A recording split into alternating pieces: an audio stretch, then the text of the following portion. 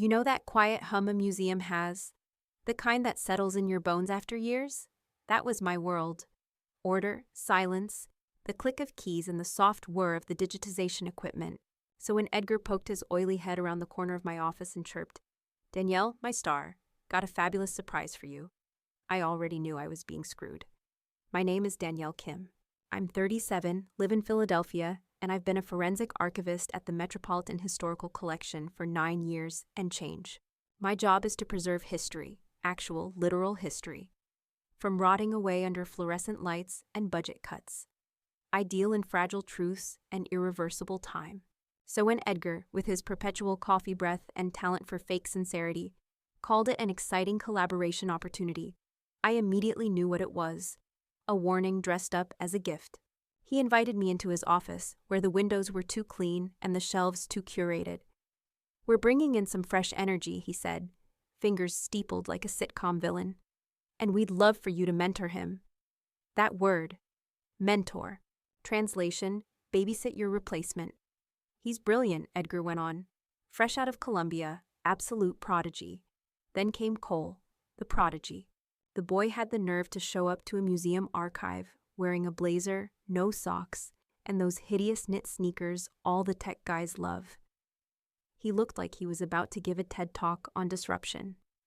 "Hi, Danielle. So excited to learn everything you do," he said, pumping my hand like I was a startup founder instead of the person who'd spent a decade resuscitating moldy government records with surgical gloves and a humidifier. He glanced around my space and immediately pointed to the mainframe. "You ever thought about automating this curation queue? You could run everything through a sorting algorithm and just tag anomalies for review." I smiled. Professional. Polite. But in my head, I was cataloging every red flag. "No," I said sweetly. "Because we're not sorting widgets. We're preserving context." But Cole didn't hear that. He was already scrolling through his tablet, asking if we stored any fun artifacts from Cold War psyops or UFO debriefings.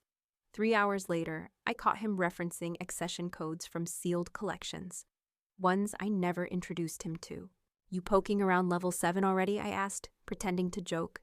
His smile didn't falter. "Just getting a feel. Edgar said I should explore. Amazing stuff in there." Level 7 was restricted, sealed until 2040. I knew because I cataloged the locks myself. By the time I got home, I'd started a new spreadsheet, labeled it Cole anomalies, time, access, behavior. I wasn't just being replaced, I was being erased. And now, I had a new job. Make sure they remembered exactly who they were trying to silence. 2 days later, Edgar invited me to lunch. Not the usual cafeteria sandwich we'd share during quarterly audit week. This was outside. Fancy. A donor-funded place near Rittenhouse Square with glass walls and imported teacups. The kind of place that said, "Look how much we care about legacy," and foie gras. "Danielle," Edgar beamed as I walked in. "You remember Dr. Wei, of course." I nodded politely. "Of course. Dr. Serena Wei, Deputy Director of East Asian Antiquities. Reserved, brilliant, and observant. I'd admired her work from afar, never really in her orbit. And then there was Cole, already seated, already halfway through an amuse-bouche and talking with far too much confidence about digitization protocols. We ordered. Edgar took the liberty of getting us all oolong tea, the good kind steeped tableside. The conversation floated across museum politics, funding rounds, and upcoming exhibits. Then Edgar leaned in toward Dr. Wei, smiled conspiratorially, and said something in Cantonese. "她是个遗物，不适合翻新。10年后我们就让她走." "She's a relic, too fragile for renovation. We'll let her go after dessert." He chuckled. Cole gave an awkward little laugh, clearly not understanding. Dr. Wei didn't laugh. She nodded slowly, her eyes never meeting mine. I didn't flinch. I just raised my teacup and sipped. They thought I didn't understand. They thought I was just the old paper lady who spent too much time with reels of microfilm and decaying photographs. But I spent 5 years in Macau finishing my master's. I knew Cantonese better than I knew my old college roommate. And in that moment, I realized something terrible and clarifying. This wasn't impulsive. This wasn't about budgets or innovation or collaboration. It had been underway for months. The rerouted grant money, the sudden reassignment of the post-war immigration files, a collection I'd spent 2 years reconstructing, the access logs showing Cole's credentials opening doors I'd never approved. They were replacing me, quietly, strategically, with just enough plausible deniability to avoid fallout. And they thought I'd smile through it. I placed my cup down gently, let the steam fog my glasses for a second longer than necessary, said nothing, just nodded along as Edgar bragged about how lucky we are to have someone like Cole ushering in the next generation. He turned to me, all fake warmth. Danielle's been instrumental in laying the groundwork, of course, I smiled. Happy to help where I can. Inside, I was already reshuffling my internal files. Every document I'd touched in the last 6 months. Every system Cole had accessed. Every email Edgar had forwarded with me conveniently off the chain. They thought I didn't understand. What they didn't know was that I had already started building the exit file, and when it dropped, they'd understand exactly how much I'd been paying attention. The next morning, I got to the archive 2 hours early. The place was still asleep. Lights off, air cool, servers humming beneath the floor. Perfect. I settled into my workstation and launched the first of what would become a carefully orchestrated sequence of digital traps. It started with metadata. I created a silent tag embedded in each archival document that routed access logs to a private ledger I built off-grid, outside the museum's normal IT protocols. Every time someone opened a file I touched, I'd know when, where, and on which machine. No alerts, just data. Then I started cleaning old collections, disorganized records, the kinds of folders Cole loved to click through, looking for eureka moments. I reintroduced obsolete catalog codes, things phased out before 2015, terms that only legacy staff or deeply trained archivists would recognize. Then I pulled a few deprecated classification schemes from the 1980s and embedded them subtly into the XML metadata, completely harmless unless you didn't know what you were looking at. By lunch, the first ping came through. Cole had opened a folder from the 1972 Logistics Migration Series, one I had just cleaned. He even downloaded a duplicate into his private sandbox directory. My tracker lit up like a flare. I kept my face neutral. Around 3 p.m., Edgar sent a chipper message to my inbox. Subject: Looking ahead, Danielle. Great news. Thinking it's time to bring Cole into our senior review meetings. Might be a great learning opportunity for him. Let's loop him into Thursday's strategic roadmap call. I stared at the email for a beat. It wasn't a suggestion, it was a move. Another signal that I was being transitioned out. 1 meeting at a time. I replied within 60 seconds. Subject: looking ahead. Love that idea. I'll prep a little historical context for him beforehand. Should be a great way to accelerate his learning curve. And just like that, I began crafting the context. A 30-slide primer with intentionally muddled terminology. Footnotes referencing policies that were rescinded in 2003. A color-coded workflow chart using the wrong archival authority codes. All visually beautiful, all functionally hollow. Cole wouldn't know the difference, but the committee would. Before logging off, I created a shared drive titled Phase 1, just for me. No collaborators, no links. Inside it, every document I'd cleaned, every access log, every email thread with Edgar's curated optimism. This wasn't just about surviving anymore. It was about building a forensic trail so clean and so precise that when the truth surfaced, there'd be nothing left for them to hide behind. They wanted to replace me. Fine. Let them step directly into the spotlight I'd just rigged with tripwires. Thursday came fast. The senior archival committee gathered in the East Wing conference room. A long table of sharp minds, slow tempers, and enough degrees between them to build a small university. I took my usual seat near the end, notebook in hand, quiet as always. Cole strolled in 5 minutes early, looking like he'd just stepped off a startup podcast cover. Rolled sleeves, navy slacks, zero humility. Edgar introduced him like a proud theater director. Everyone, this is Cole Harrington. He's been shadowing Danielle and is already making remarkable progress. We thought it'd be great to let him observe today's discussion on classification integration and digital accessioning. Dr. Mendel, the head of preservation, offered a tight smile. Glad to have you, we began. The agenda moved swiftly through budget forecasts and restoration updates. Then it landed on item 5, a brief on accessioning standards for the upcoming archival migration. I slid a slim folder toward Cole. You wanted to lead this one, right? He blinked, then smiled. Right, yes. Thanks, Danielle. He stood, confident. So I've been reviewing the systems in place and noticed some gaps in our NHX compliance threshold. Silence. Doctor. Mendel tilted her head. Sorry, NHX. Cole didn't miss a beat. It's a hybrid standard. New archival hierarchy extension. It's supposed to ensure metadata granularity for complex digital reaccessioning, particularly in distributed legacy environments. I could hear a pen drop. Dr. Mendel blinked. I've never heard of that. Is it a federal standard? Cole hesitated. It's more of a cross-institutional framework. I believe Danielle referenced it in her training brief. Every eye turned to me. I gave a small, pleasant shrug. Interesting. I don't recall using that term.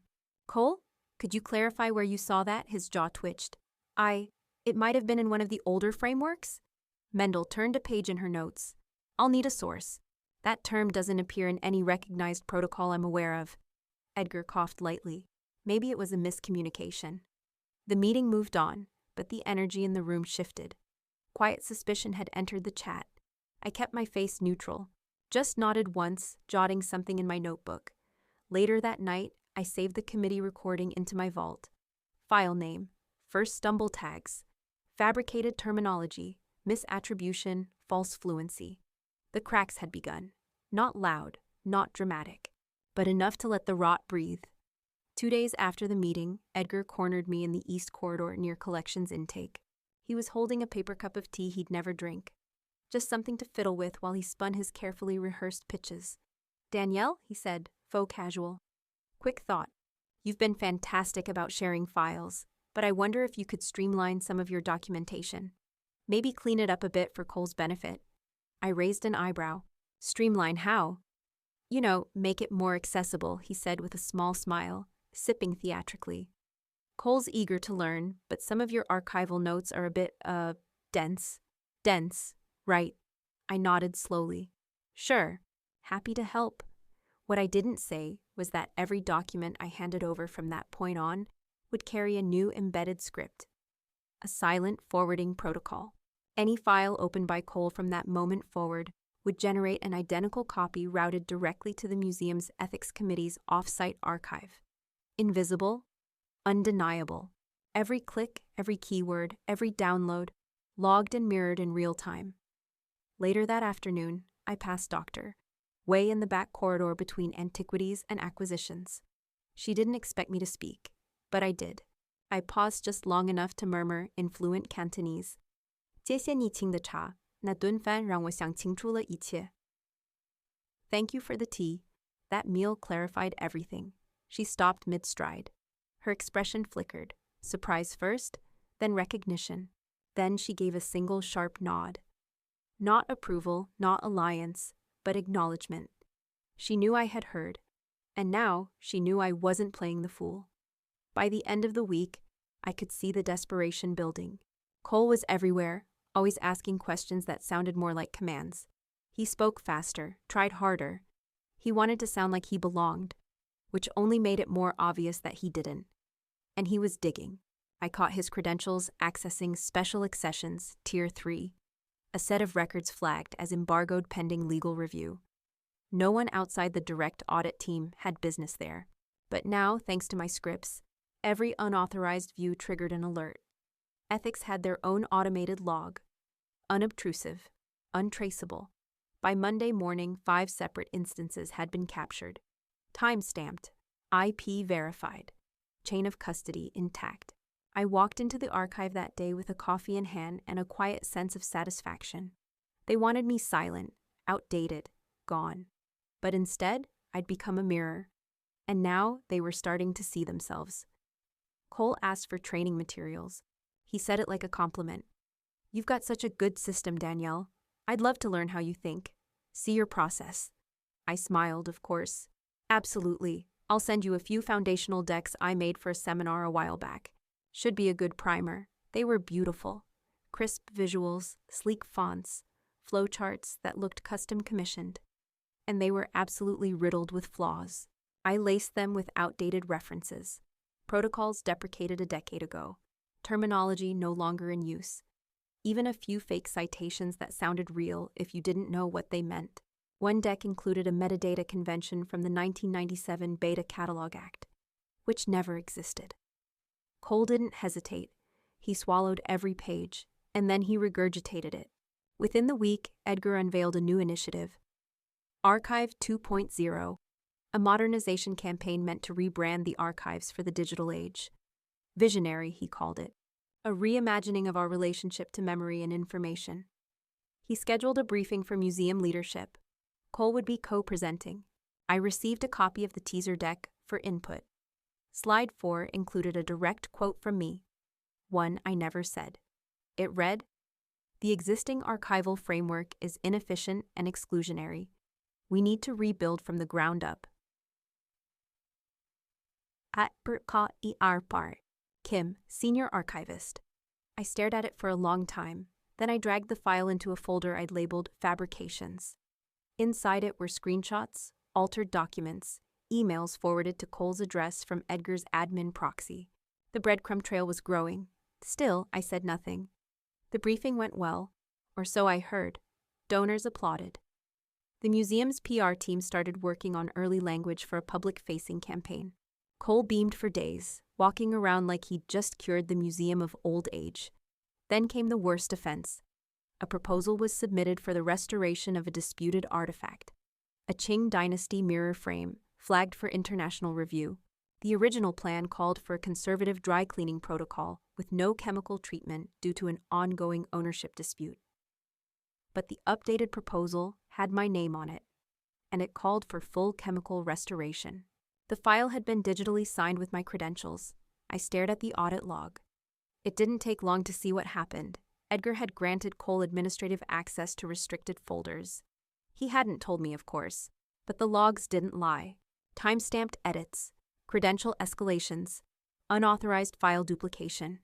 I saved everything, the proposal, the log trail, the version history. Then I pulled up the original document, the one I'd submitted months ago, and compared line by line. The forgery was almost perfect. Almost. The kicker. They'd used a digital signature format that had been phased out 2 years ago. It was still attached to my name, but no longer valid. I added that to the list, labeled the file Forgery Frame Incident. Then I opened my Phase 1 drive. Inside it, a new folder, Phase 2. They weren't just overreaching now. They were committing fraud, in my name with my access, on a piece of international cultural property. And I was almost ready to show everyone. I didn't sleep much that night. I didn't need to. By morning, I'd compiled everything. Metadata logs, forged documents, altered version histories, and a folder of fabricated quotes labeled clearly under each culprit's name. I laid it all out like a case file, not emotional, not accusatory, just a clean, time-stamped truth. Then I translated it.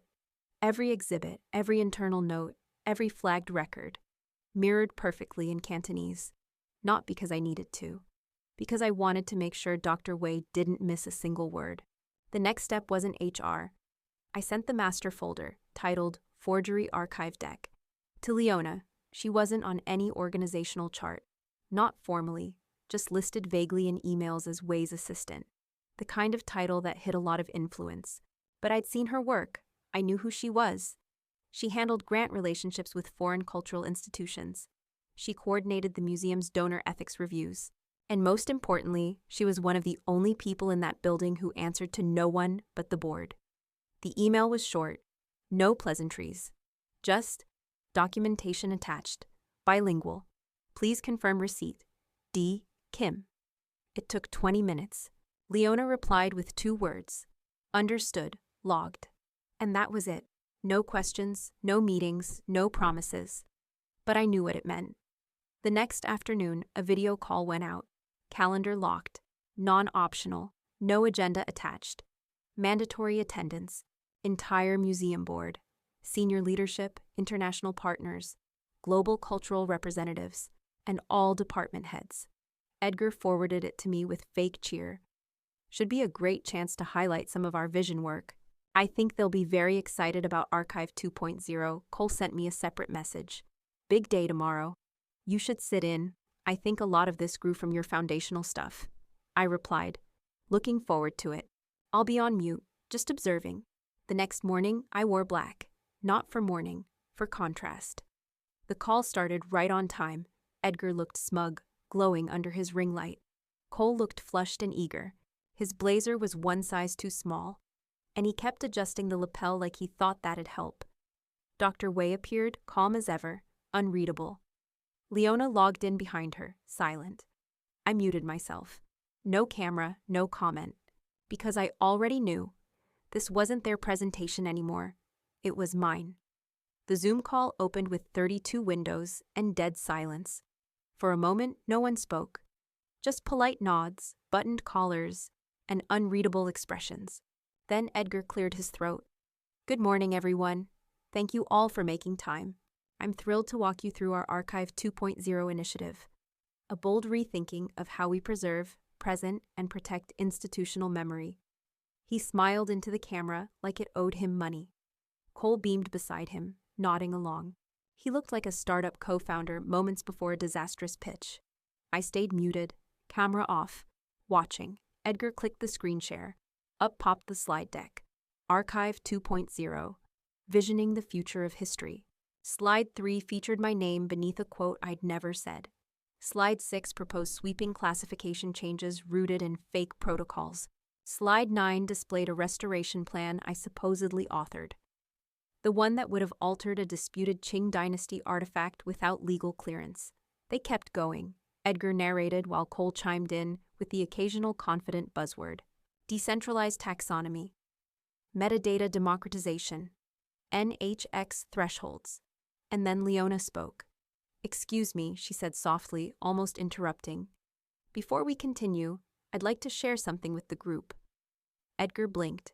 Of course. Floor's yours, she clicked. Share screen. A new file appeared. Forgery archive deck dkfinal.zip. I watched Cole's face fall a half-inch before he even understood what he was looking at. Leona clicked open the folder. Inside, subfolders titled Access Violations, Fabricated Quotes, Altered Restorations, Unapproved Credentials, and Audit Trail, Cantonese. She didn't raise her voice. She didn't look angry. She just began reading. Page 1, she said, shows metadata logs of unauthorized access to Tier 3 sealed files. Timestamped to Mr. Harrington's credentials. Cole blinked rapidly. Those were, Edgar gave me. Page 2, Leona continued, presents a forged restoration proposal submitted under Ms. Zar Kim's digital signature, proposing chemical treatment on a high-risk cultural asset, currently under international legal dispute. A quiet intake of breath from the representative in Shanghai. Edgar tried to cut in. Now let's not jump to conclusions. These systems are notoriously... Page 3, she said, scrolling past him. Contrasts 2 quotes. One falsely attributed to Ms. Kim and used in this presentation. The other, the original, retrieved from archive logs. She highlighted the differences. One was a fake critique of the archive structure. The other was a procedural note about ventilation settings in a scanning bay. Page 4 includes evidence of credential sharing, password modification, and escalation of file permissions without proper authority. Edgar looked pale. There's clearly some miscommunication here. Cole finally panicked. I didn't know that proposal was restricted. Edgar gave me access. I thought Danielle was on board, he said. Edgar turned on him so fast it made the camera shake. Excuse me, that's not what happened. You said it was standard.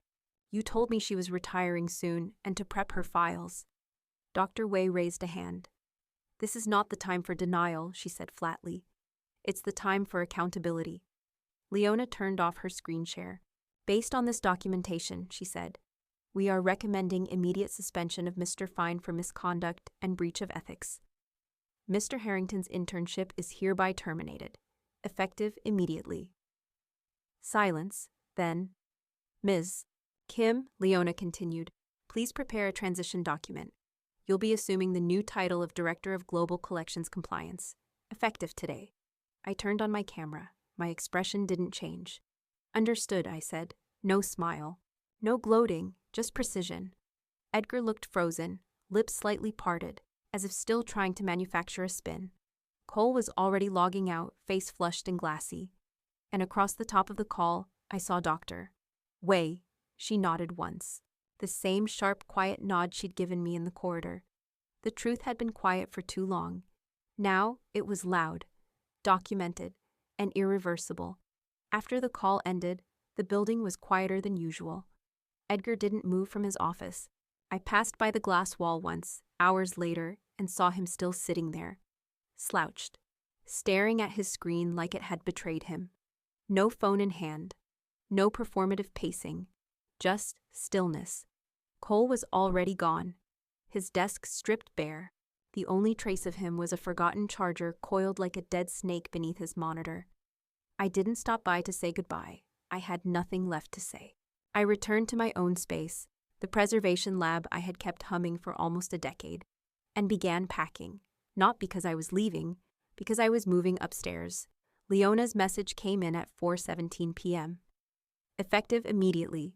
Reporting line updated. You'll receive transition materials by Monday. Congratulations, Director Kim. No exclamation mark. No emojis. Just confirmation. I paused and looked around my lab one last time. The neat rows of climate-sealed drawers. The scanner I'd rebuilt 3 times myself.